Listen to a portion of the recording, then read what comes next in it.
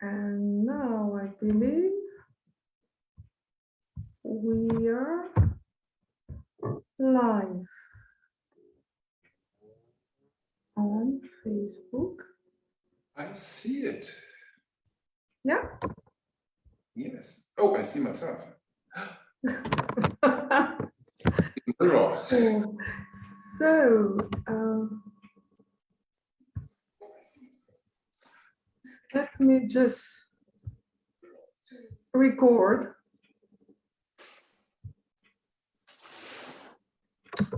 And we're sorry everyone for the delay. Some tech issue, you never know, it happens. So first of all, good morning and welcome. Morning, Thomas, of course. And thank you again, Thomas, for having accepted this invitation like straight away with enthusiasm. I'm looking very much forward to it, because it's somehow when I was doing my practice, and it's for those who are familiar with Tibetan Buddhism, there are some like called preliminary practices that you do like 100,000 times each of the practice. So I was finishing my daily practice, and then suddenly this hit me like, oh, how I actually keep it going, and not only keep going, but how do I keep my practice vibrant? And then I thought that would be actually a good topic to share with people, because there are so many people out there who would benefit from it. And straight away I had the idea to invite Thomas. He has really extensive experience as practicing karate, of course, also as a teacher, but also as a father, as a partner. So it's about many things, and I, of course, personally, I'm very happy to get this opportunity to have this conversation with Thomas as well. So let's start. Welcome everyone. Thank you for taking the time to be with us. And Thomas, if I may ask you first to shortly introduce yourself. Yeah, thank you. So thank you very much for the invitation. I just noticed we have a couple of seconds delay. So when I watch on my mobile the live, it's yeah, I think 5 seconds in between actually. Yeah. Okay. Yes, well, my name is Thomas, as you already said. I teach karate in Göttingen, in the midst of Germany. And I have like a dojo here. And well, it's when I started Goju, that's the style we practice.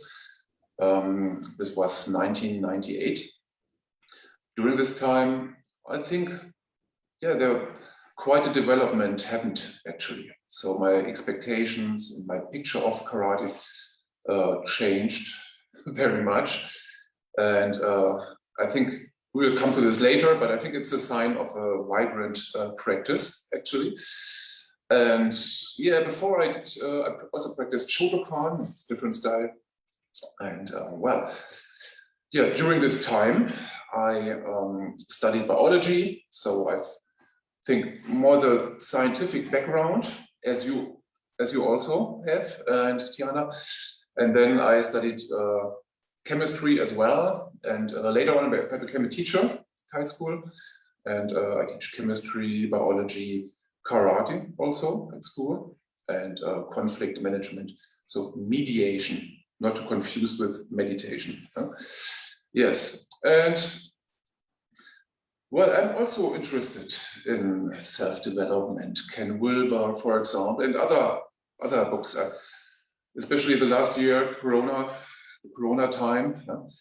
I was really reading and digesting new input and thinking about how it fits to the stuff I practice. And yeah, that's I really enjoy inspiring others, and it's somehow my passion to share those aspects I love on martial arts, especially to share it with a wider range of people. Yeah. Okay, thank you. What I really like, of course, because this is something that is in my approach, also dear to my heart, is this more integral approach that you have also in your practice. And in today's topic, when we, of course, we will draw our inspiration from our respective practices, but you know, keeping something vibrant, it's also about our life, our daily life, how you can keep your relationship vibrant, how you can, you know, how you can keep just, because we do lots of routine in our life. So when you work, how do you keep your work actually sparkling, that it keeps inspiring you instead of getting you down? So that's why I think this topic is much broader than just about a practice. So I would like to start, Thomas, with why is it important, well, to have, you know, a vibrant practice? Why is it important at all? You know, afterward, let's say someone is just doing running or runs every day. On one side, you say, as long as the person does his or her 10 kilometers within this time, that's fine. So you can say, so what the heck? Where do you want something up there? So why? Yes, you're asking me now. Okay, yes. Well, I think it's like you already said, this aspect expands to the whole life, actually. And I think we are all a little bit like flowers who want to blossom, and with a lineage of development somewhere. And there are also aspects that are a little bit like barriers or breaks that stop us from going further. And when I think, yeah, maybe I just take one aspect a little bit out of our topics here. Yeah? For example, it's beautifully described by Ken Wilber, Christianity. So in society or an individual Christian, mostly when we are born, and I experienced it myself as a child with a Christian education. We have a picture of somehow like a guy sitting in the clouds with a long beard, getting grumpy when we do wrong stuff and being happy when we do the right stuff. And this, well, when we stick with it and keep it vibrant and do, for example, prayers or have some practice, I think in this vibrancy it changes, actually. And it's also in societies when it's not very fixed how to do it, and you can't change a little bit or do your own investigation, you just have to follow. But somehow it's very strict, and the development somewhere stops, actually. And so Ken Wilber described it in terms of Christianity, for example, that the picture opens up more and more, and we have more this everywhere presence later on, and that's what is described in the Bible as a sin. Some people take it as a mistake you get punished for, and later on people see more that it's just the wrong way to do something, yeah? And they just see it's not this good bad stuff. It's more a hint where to walk, so to say. Yeah. Yeah. And it's actually for karate. It's somehow the same. Yeah. It's when I started with karate. Of course, I had no clue about it. Yeah. And I had to trust that I'm guided to the right way. And we did a lot of movements. I had no clue what this could be useful for, actually. But I trusted it, and well, in my early teenage years, I had somehow mystical magic expectations, like in the movies, yeah, you know. Like Bruce Lee. This will work somewhere in a surprising magic way. Suddenly, I throw my chi or whatever, okay, and I think you can stick there actually, and you can really stick in this expectation if you don't look to the left and right and just do your stuff in exactly the same way all your life long, or like it happens actually in some just to take this former example in some Christian communities, yeah. But you can also move further, and it's I'm not this. I just took this example. I'm not this passionate Christian actually, but I heard some audiobooks from Father Thomas Keating. Yeah, this one guy who spread this centering prayer. Yeah, this kind, which is very much like Buddhist meditation actually, and it roots very deep in very old Christian textbooks. And well, this just showed me from the outside how development can look like. And if you're in your practice, it's sometimes a little bit more difficult to see everything like you see it from the outside, actually. So that's the reason why I took this example. And well, for my karate practice, I noticed I worked on the inner aspects. Inner awareness, and self-motivation is an important part. Yeah?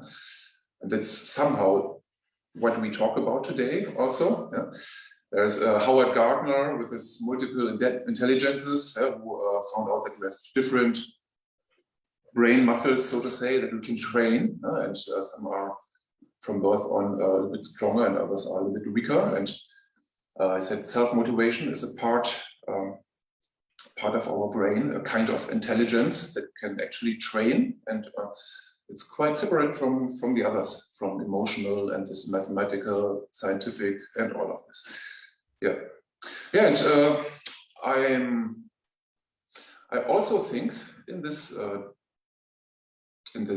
practice, yeah, when you don't have a higher perspective on this, yeah, you just see different parts, for example. Yeah? In karate, you have the kihon, you do kata, and then there is irikumi or kumite, this fighting practice.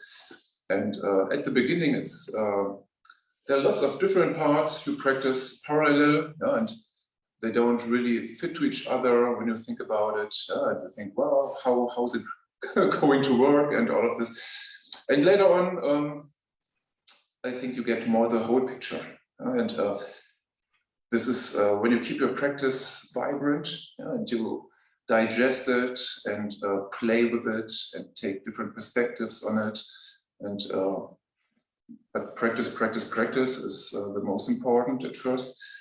Then you get more and more insights about it, actually. And for me, it's by now the whole part is really a big whole system, and it's not like in many cases. Also, I think like in Tibetan Buddhist practice and many other things, as long as you don't reach the next stage, you have no clue what's going on there. Actually, you just have ideas. Yeah, you observe people doing it some things a little bit different, and you have an idea why they might do it, or you just judge them from your lower stage and say, oh, that's wrong, or they're stupid, or whatever. All of that stuff that may come up. And as long as you... Just, Thomas, just come back, because I think that's really what you said about why is it important to keep. It's really about evolution. If we want to like work on our evolution, then it's important to keep our practice, this vibrancy, lively. And this, I guess, also is like, in other words, for our life, it's like about living fully instead of surviving. So what I call surviving is, we talked a bit before we started, is this, you know, when you just function on autopilot. Mm-hmm.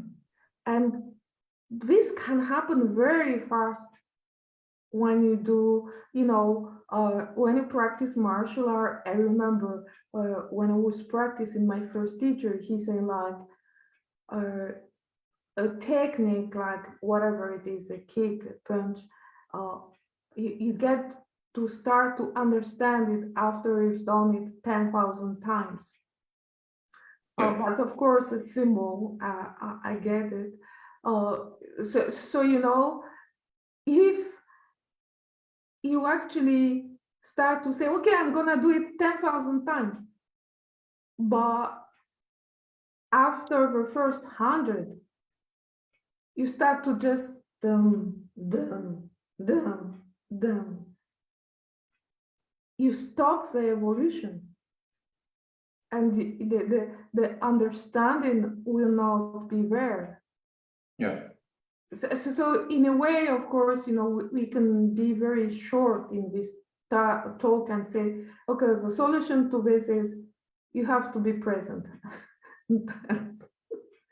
That's but we would like to have a bit more ways to inspire with more different ways. So this, I think, this thing about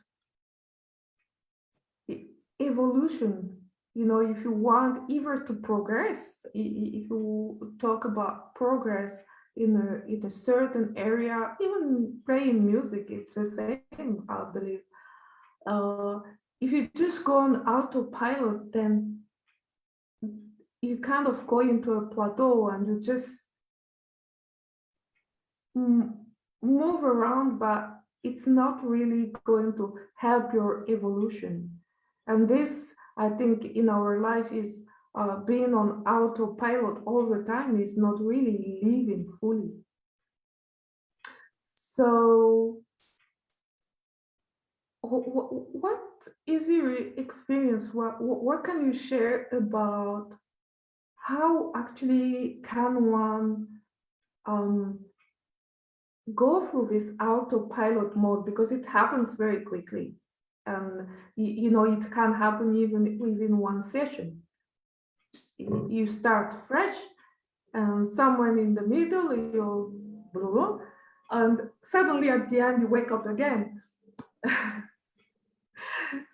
So, yeah, how do you either break through this autopilot mode, or how do you get it? Yeah, I think as yes, I think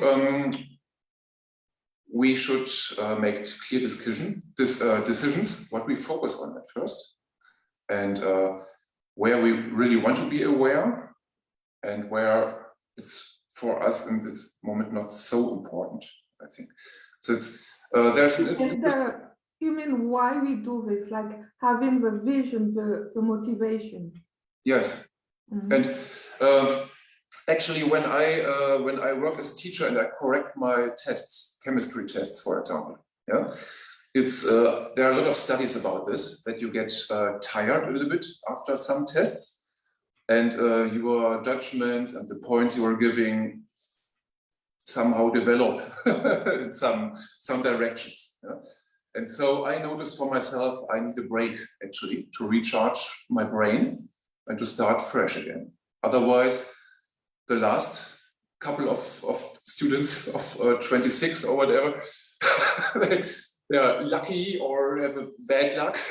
It's not what we really want actually. So, yeah. so I make breaks, I lean back, inhale, exhale. I just do like, it's not a big spiritual practice. I just do some releasing, and switch out and then go back again. Yeah, so break, that is, I think, again, really a key, because we say it like so simple, and it is simple, but break or having a rest is so important. And this is for me, this balance of yin and yang. Like you have a yang, the doing, and you need to balance it with rest. Yes, it's actually, I think when, so I took the first example from my job, and I like my job, but you can imagine reading 26 tests is not the biggest fun of the job you can imagine. And this is really not something after some years that you still enjoy very much. And this is more the young side. You're pushing yourself through it. And in this, when you want to stay fair to everybody, I just need those small rests. But on the other side, when we do something, so this could be being together with the students and teaching them something, or making an excursion, going to the forest, for example, with the students, explaining something about biology, or practicing karate also. Well, something where the enjoyment level is higher, then it's the need of those breaks goes down. Yeah. I think, for me at least. Yes. And, there is still this stuff like those 1,000 practices or techniques you said, and I imagine myself doing thousands of Kiyonsukis and all of this. And there was how my mind changed during all those times from my first beginning up to now was that at the beginning, 1998 or 1999, my first European Shuku in Belgique, I thought, when the hell will this be over? And quitting was not an option, and there was nobody quitting actually. With hundreds of people there training very hard. I was very new and I was not in the best shape in that time already, and I thought I won't survive it. Afterwards, I felt very happy that I did it. Yes, but then it changed a little bit, and by now when we do exactly the same, I zoom out, and I see in the whole puzzle of that stuff what I'm doing, where the Kion is and why it is necessary for the others and how it's connected with all the other parts of this martial art. And I see the whole picture and I see the whole martial art, which I truly love. And then it makes really sense for me also. I think the sense making is very important. And I can really do it with more passion. I can drop back and yes, that's it. It just makes click. If there is a small hesitation, oh wow, so I wasn't serious. Then I just I take an internal step backward. I see the whole picture. This is why we are doing it. It's necessary now. It's for the whole that I really like. And then I step back. That works very well, actually, I think.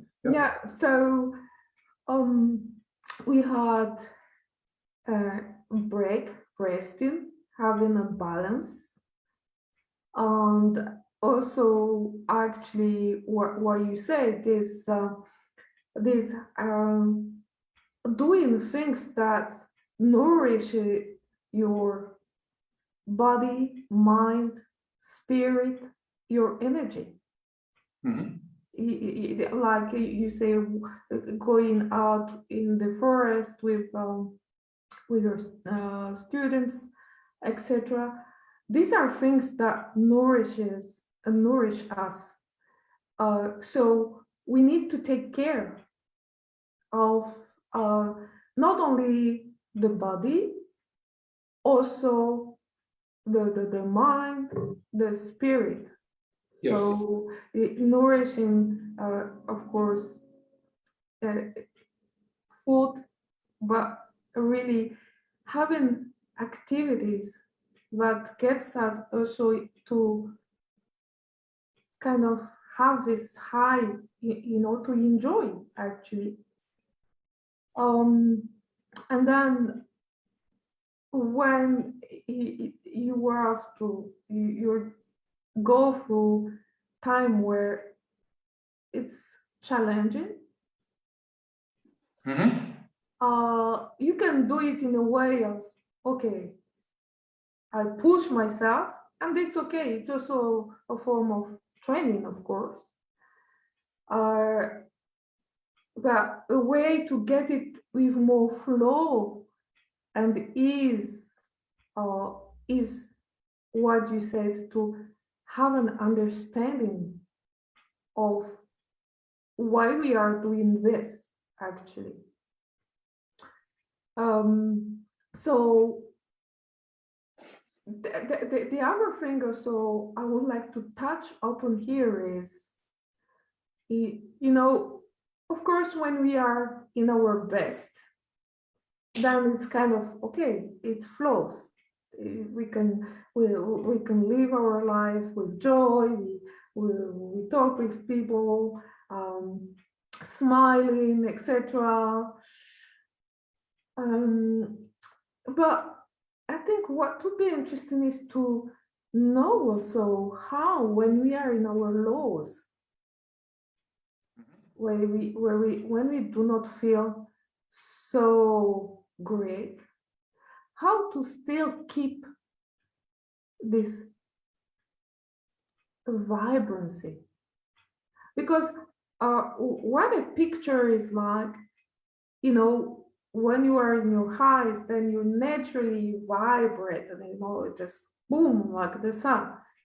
But when you are in your low, then it tends to be a bit, contracting. Yeah.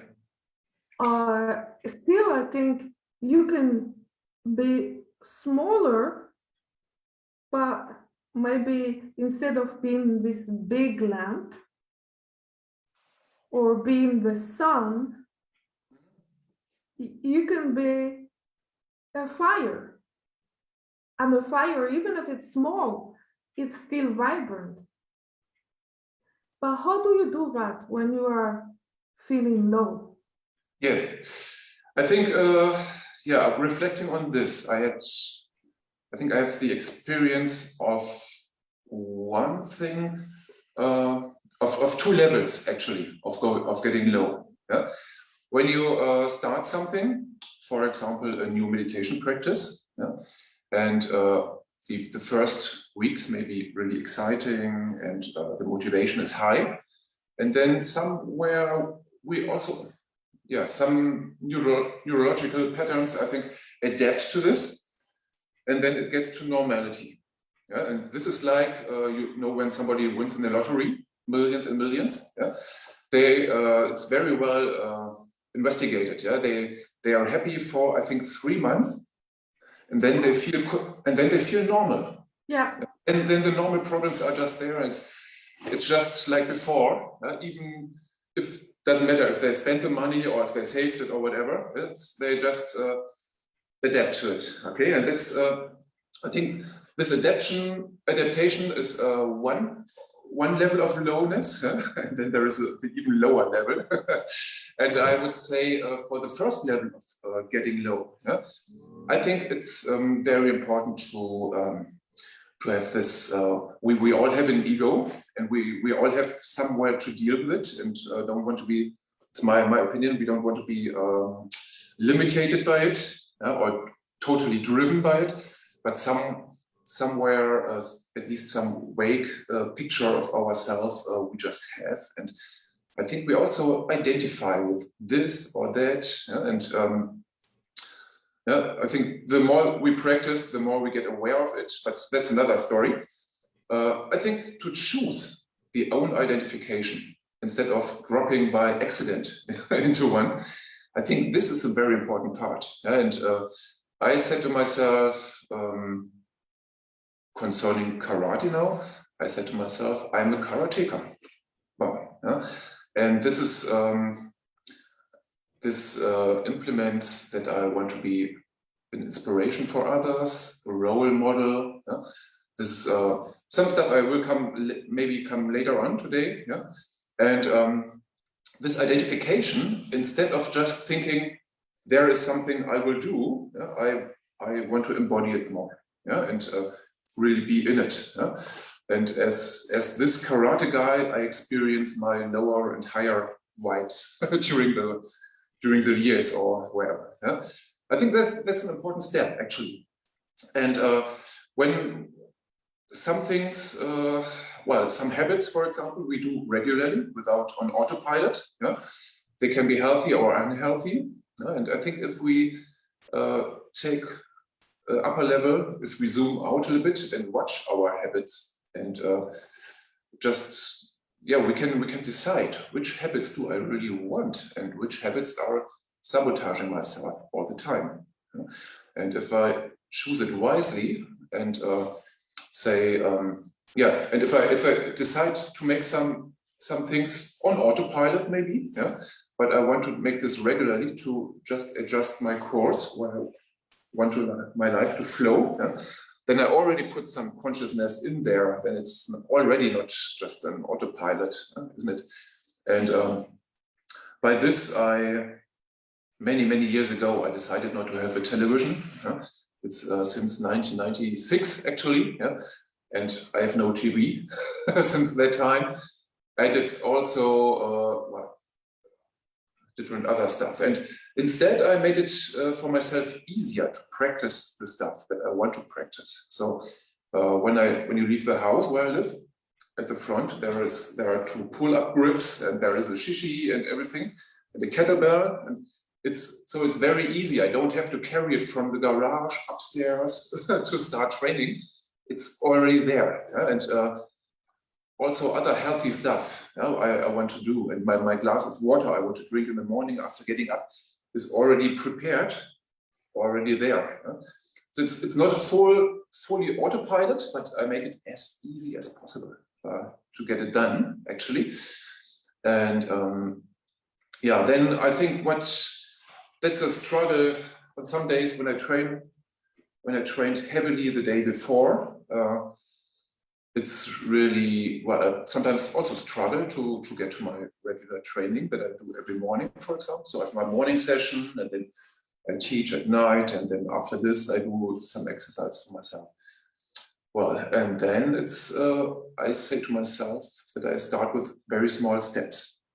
At least 2 minutes is my rule. And then something magically happens, actually. When I just do a Sanshin kata, for example, then I feel the vibes and the flame gets bigger again. And then I'm capable to do more. And some people who don't do it and just hear it, they say, you're just fooling yourself. It's self-foolishment. It's like this. But actually it isn't. So you really keep your doors open. You're not just fooling or trapping yourself. Definitely. You really keep the doors open, and it is really. And some days when I'm sick, for example, then I just go back after those 2 minutes. And but it's also when you get in touch with those vibes you actually enjoy, but you can't see in this moment. When you get in touch with them, then it works. And so I really relate to this. And about the identification, I do it a bit a different way. like, when I feel low, then I remind myself that I am not this. This does not define me. Either, for example, I feel in such a emotional turmoil, or I feel that my body is like, oh God, whatever. Then I remind myself, this doesn't define me. This is a state that I experience at this level, at our physical level.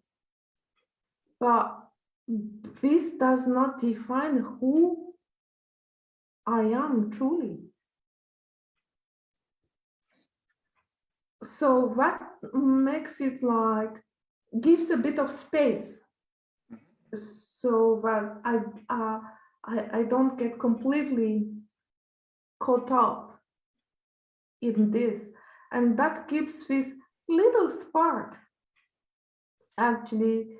Of course, maybe, as you say, it might last even less than 1 minute, but 1 minute is enough to already break the pattern of, because what I have found from myself, and also with the people I've been working with, or with my students, is the most difficult part is actually, even if you talk about a really chronic illness, the most difficult part to change is not much to heal, it's the identification. So like, we identify ourselves as this, if, for example, I don't have much strength with my body, I can be, I have some flexibility, but like raw strength, I do not have much. But this is just one aspect. If I done every single day, I identify myself as, oh, you're such a weak person. You're such a... And I do remember when I was training karate, and we were doing like push-ups, for example. That was for me really like, oh my goodness. But the fact is, it's just like, okay, I do with what I have. As you said, like at the beginning, you see all this, what inspires you, like, for example, typically, in karate, Sensei Sydney is kind of my inspiration of all time. So if I keep, just, he is my inspiration, but if I try to be like him, then I am really bound to suffer because I will never be like Sydney. I will never be able to move like Sydney. That's just not possible. But this can be a trap. This can be a trap, but we kind of try something that is not us, actually. So not identifying, and also do with who we are or what we have at this very moment. Not, again, we both have been working on the life for quite a few decades now. Yes. You're younger, but still, if you try to, oh, I want to be like I was 10 years ago or 20 years ago, and try to then you lose your vibrancy.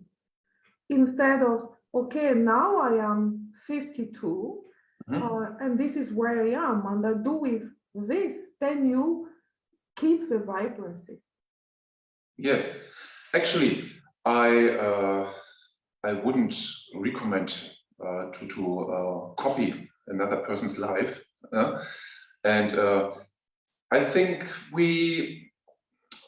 what I learned from this psychological and spiritual practice of voices dialogue, that we have several roles and stuff in ourselves. So I consider myself in some terms as a teacher, in some terms as a karate teacher. It's not that there's just one box. I put myself in there. And sometimes I see myself as a father, of course. And when I'm outside and I see some rare plants, for example, it's I feel this the first month when I studied biology, this curiousness and everything comes up again. And it's a little bit, I wouldn't say I'm in this biologist box, but it's somewhere released in the body, so to say. And it's, I think, limiting ourselves is, like I said, it's the first step into the downward spiral. to want to be somebody else. But at the same time, I think we are as emotional beings. I pick up, in some cases for self-motivation also, some pictures. When I do my conditioning training, for example, and I feel tired, but on the other side, I think it's what's going on in myself. Am I really tired, or just bringing excuses because of laziness? What is it exactly that's going on there? In those cases, sometimes it sounds stupid, I know, but sometimes I have this picture of those old Rocky movements when he gets up at 4 o'clock and starts running. This is sometimes I remind this, and there is some certain training fire in myself that gets bigger in this moment, and then I say, I do it. And there's other stuff. For example, this very old BBC documentary of Higaonna Sensei when he trains alone in the stone. Sometimes it's just the small sequence when he's hitting the stones. It bubbles up in my mind, and in this moment, it's no question. I start training. When I forget remembering this can also happen when I'm very stressed, busy from work, and I have in 30 minutes I have to be somewhere else and to bring my son to something or whatever. You can really rush through the day, and if I miss those pictures, it makes it more difficult actually to train. But these, I think there are role models, and I think that's very important. We should choose wisely aspects of them. Definitely the inspiration we need. I mean, inspiration is always needed because we are walking, so and it's good to keep it as inspiration, not to copy. And we wanted to do 30 minutes. We've been talking already for more. How much? I don't know. Of no clock. How late is it? Is it already 30 minutes? Yeah. So let's finish today. I would like just finish with at least the talk. We are gonna do some fun practice too.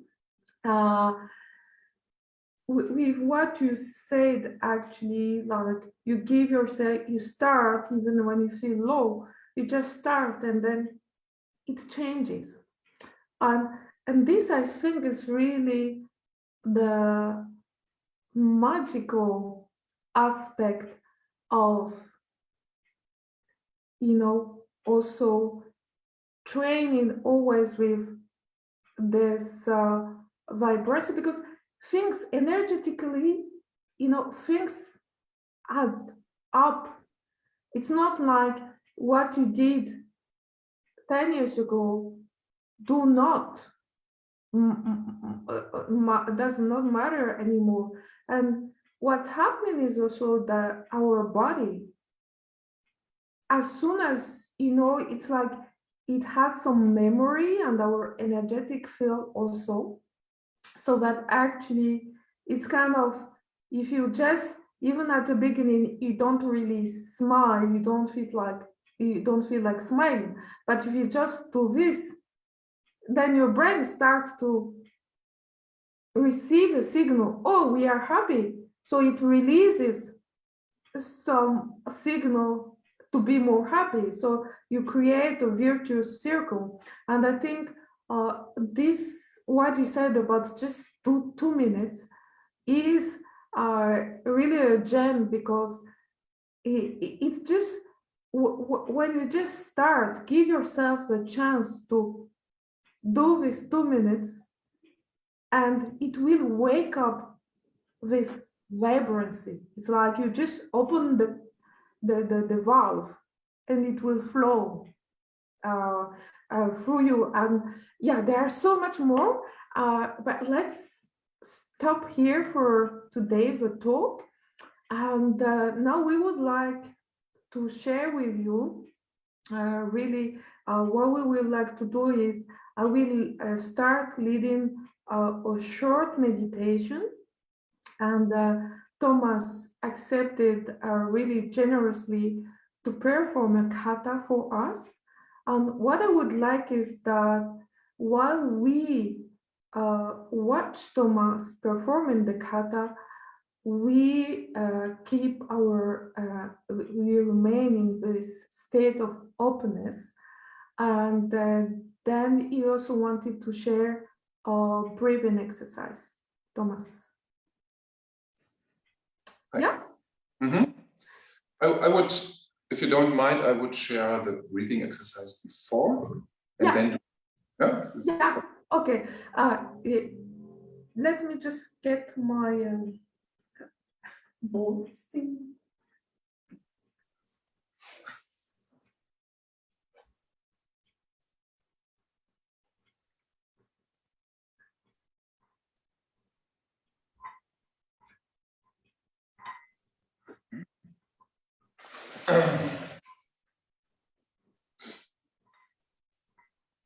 Yes.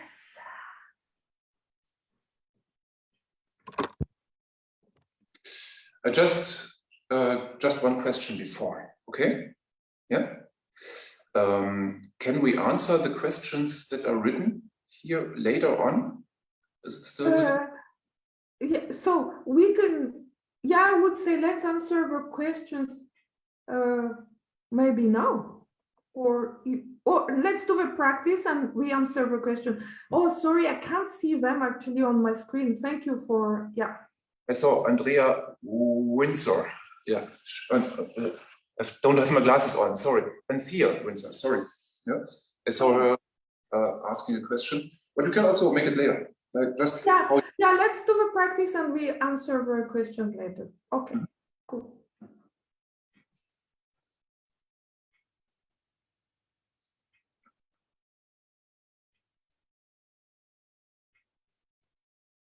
So we start with your breathing exercise.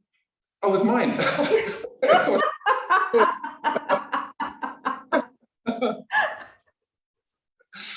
Okay. Yes. Okay. So, can you see me? Just a second. Yes.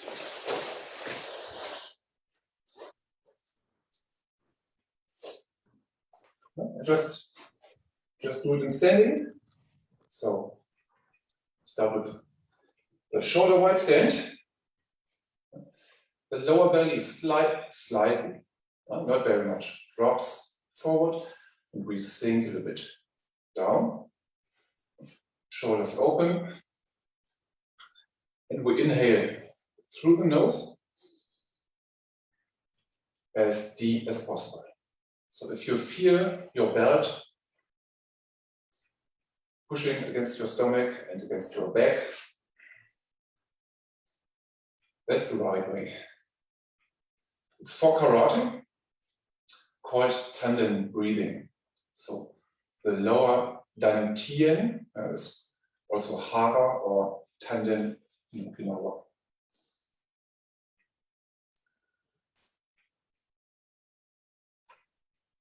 Think slightly, relax. And then we open our eyes. Our sideline is on eye level, and we try to notice as much, the whole space, as much as possible to the outside. So we fully notice the space around. Tandem breathing, thinking.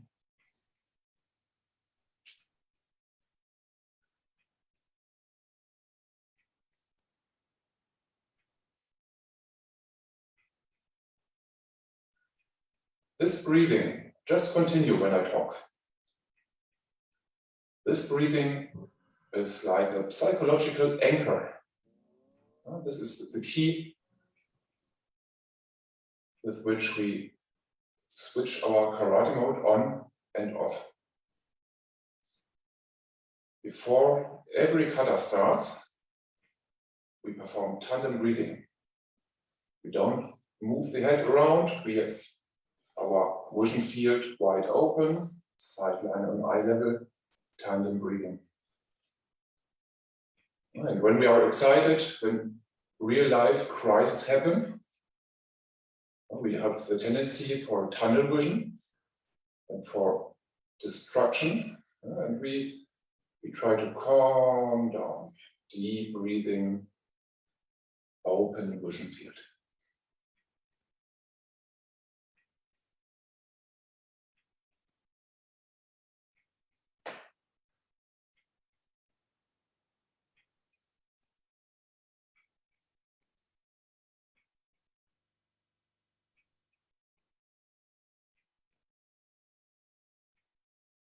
So this way, we really anchor this state of mind, this openness, this mindfulness, and noticing everything around us.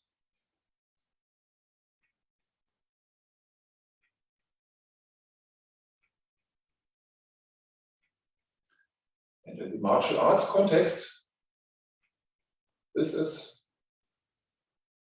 on one side, it's like a spiritual practice, on the other side, it's also a practical mental practice for surviving crisis, attacks, anything. So when something happens, when we notice aggression is rising up, when aggressive people are coming closer, or any possible situation, the first key is to remember to push our karate button. Tandem breathing, sideline wide open, not contracting, not freezing into fear. The first step is this mental aspect. And from here now, you can have a look. You're invited to see the first kata we learn in Okinawa Goju. In this, I go into Musubidachi. My heels are touching each other, and my hands are in front of this tandem while I breathe. And the hands are covering each other also. Before I start the kata, I practice the same breathing we just did in this body posture. When something really happens, I don't stand like this. I stand in a different position, but internally, the same story is going on. Okay? So, Getsai Daichi. Onegaishimasu.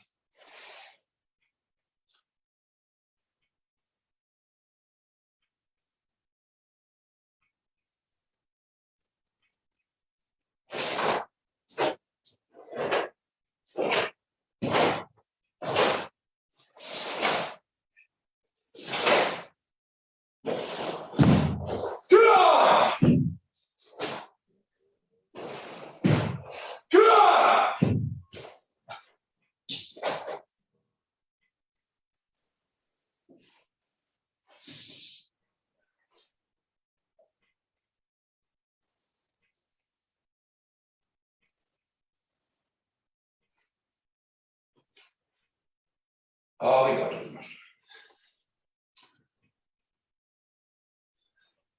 That's it.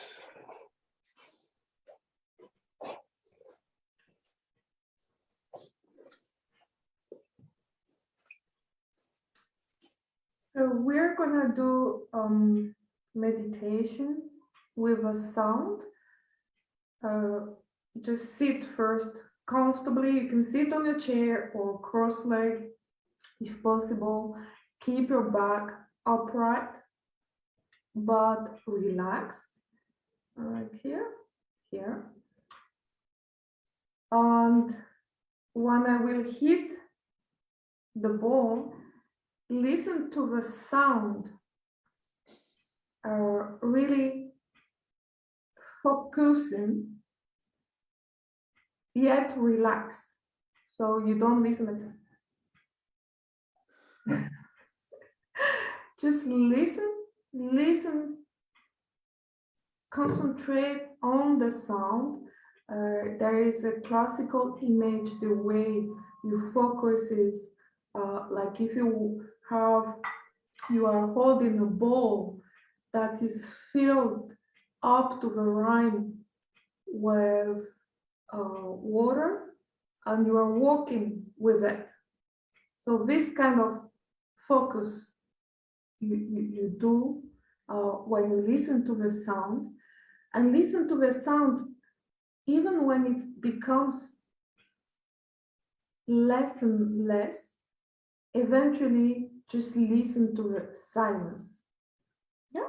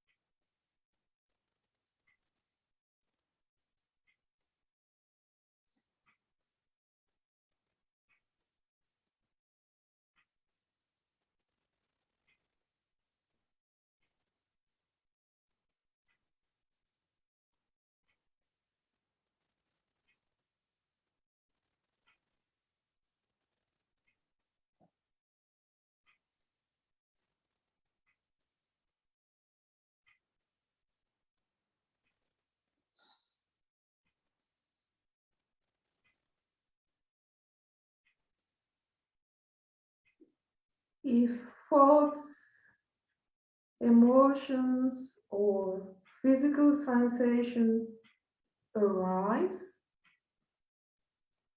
just gently back to the silence. Try not to follow them. Also, don't push them away.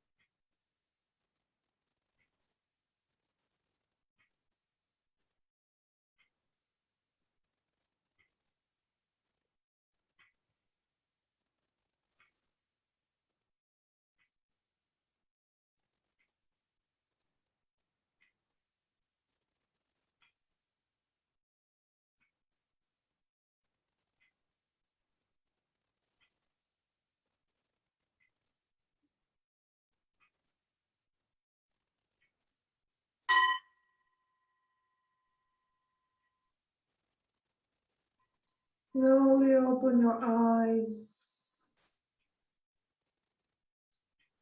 Thank you. So, the questions. Can you read them, Thomas? Yes. So with the question, how do you, in how is it called in English? In marks, yourself practice things that you might not want to.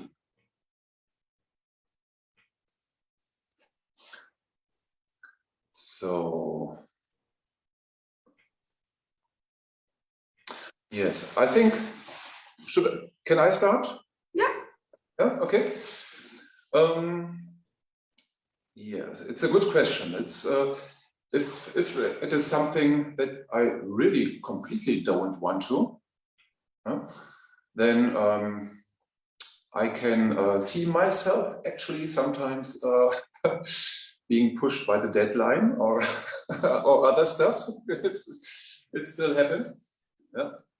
Normally, yeah, if it's something that you enjoy, then I think all this what we mentioned works, and for sure there are much more ways. Yeah? We just covered a part of it today, I think. But if you really totally dislike it, the whole part, then yeah, there can be one way to ask your friends to remind you. And you can also say, for example, I'm not a smoker, but if I quit smoking, yeah, if I was one, I would be full-mouthed, tell everybody that I stop now. Okay, and then it will be that annoying that people will ask me day in, day out when they see me with a cigarette.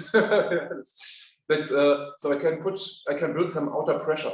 Yeah, if I have no intrinsic motivation, if I find no way in myself how to motivate me to make it, then I think I must build up something at the outside. It's not the most beautiful part. So when life is a mix up, yeah, we sometimes have to do things that we don't want to, and we can use those tricks. And there is actually there are people who say they spend money for a party, for a political party that they really hate, yeah, or don't like, and they spend money if they don't manage to do this and that in a certain time, for example.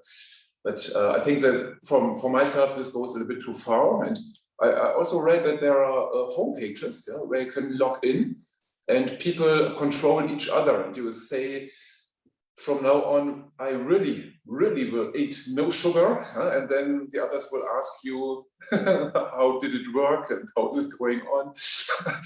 And well, but if you have real life, friends and family, I think it's much better than to use this. But well, these are possibilities. If there is nothing inside, it's could work to use outside. Yeah. So I would say first, because the person uses something you don't want to. So there is still a difference between something you don't really like, you have to do something you don't really like, and doing something you do not want to. Mm-hmm. So it's of course seems silly, but if it's something you really do not want to do, so see if you can actually not do it. That would be my first thing. And then afterwards, when we have to do things, that are really makes us feel uncomfortable.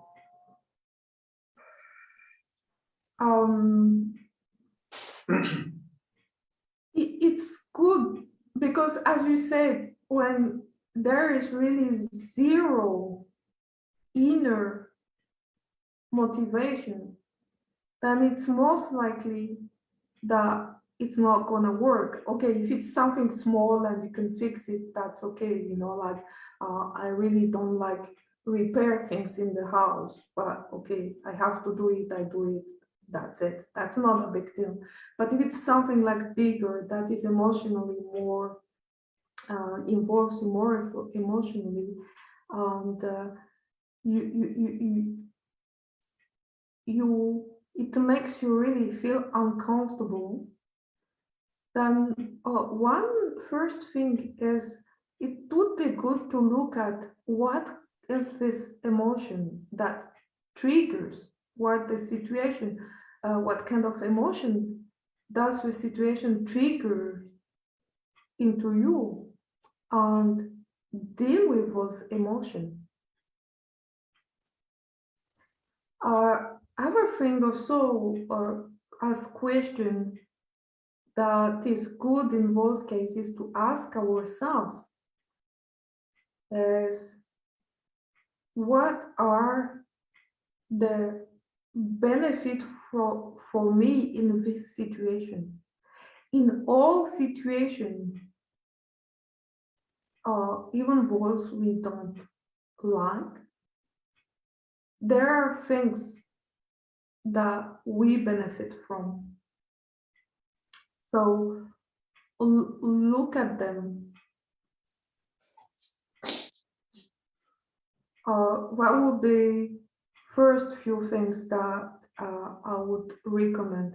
And of course, it really depends what is the degree of this something you do not want to do. But for me, really the first thing is like, check if you can actually not do it, don't do it, because if you don't want to do it, then don't do it. And one way to see this is like, ask yourself, what would you actually lose if you do not do it? Hope this helps. Okay. Yeah, I found your answer very, very, very good. Yeah, actually, that resonates a lot with me. Yeah, and there was one thing came up in my mind. So in terms of, well, on one side, it's maybe the perspective can be actually changed. Yeah, but on the other side, for example, there are so many layers of not wanting to do. Yeah. It can be that you fell in love with somebody and you want to tell it. Yeah. But your fear keeps you not wanting to do it. Yeah. And the final result, as you said, when you zoom out and you see the bigger picture, then of course you want to do it, but in that moment maybe not. Yeah? And I just, if we have this minute, just would like to share when I studied, so it's decades ago now, at university, there was, I had several different jobs. So when I was teaching at the dojo, I also work with ex-drug addicted people and some youth. And I had a job at a store where I sold clothes. And I was studying. I was really full-time busy.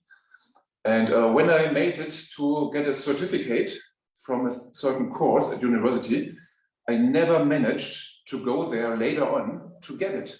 Yeah? So they were lying there at the secretary, or I don't know, at the bureau for years, actually. Yeah?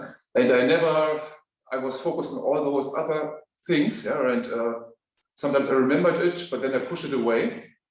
And then there came one night, yeah, when I woke up during the night, and I thought, damn, that is so much stuff. Yeah? And one professor moved from Göttingen to Berlin at that time. Maybe my certificate isn't even there anymore. Yeah? And I was suddenly, it was like a wake-up call, yeah? And I got so excited. And I was lying in bed, I couldn't sleep, and thought about it. And then I also thought about it, when I go there years later, yeah, what do they think about me? Maybe I go to my final examination to exactly those profs, and they see me being that lousy with my stuff. Yeah? what will they think? All those emotional stuff came up. Yeah? And I really, on one side, I was really overwhelmed by this big mountain in front of me, what I had to organize and to do. And when I fell asleep again, it was amazing, like a hypnagogic hallucination, you know, when this dream state comes during your fall asleep. Yeah? And it was like a hallucination, actually. I heard a voice step by step in German. And then, I thought, what was it? I woke up again. Yeah? It sounded like there was really somebody telling it to me. Yeah? And somehow, yeah, the subconscious resources were finding their way, actually, to tell me how to make it. And since the time, it was so impressive, actually. Yeah? And I did it exactly like this. So I made the plan. Tomorrow I will go there, next day to this place. And I just made a plan to make it in small steps. It's exactly like the 2-minute rule we had before. No? So this was one big recognition I had during the worst nightmares and pressure. And yeah, this also fits, yeah, stuff we don't want to do. It's really maybe we give it just a 1-minute try at first, and see if it works. 1 more minute, yeah, and yeah, it could help. Yeah, I think it depends on what it is actually. exactly. Yeah. What the reasons are that we don't want it. Are there other questions, Thomas?